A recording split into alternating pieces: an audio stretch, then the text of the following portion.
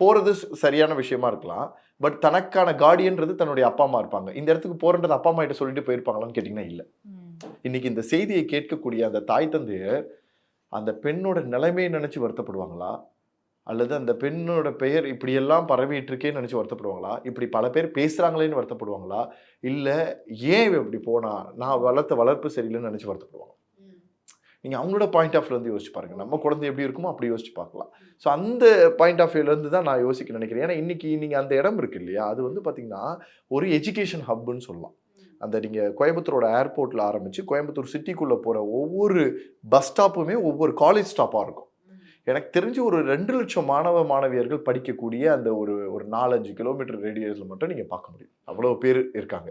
அப்ப அந்த இடத்துல இருக்கக்கூடிய மாணவ, மாணவியர்கள்லயே நெறைய பேர் என்ன சொல்றாங்கன்னா, ஆண், பெண் நண்பர்களாக இருந்து பேசணும்னு நெனச்சாங்கன்னா, அங்க தான் வராங்க. அப்படின்ற விஷயத்த சொல்றாங்க. நீங்க அங்க ரிப்பப்ளிக் மால் இருக்கு.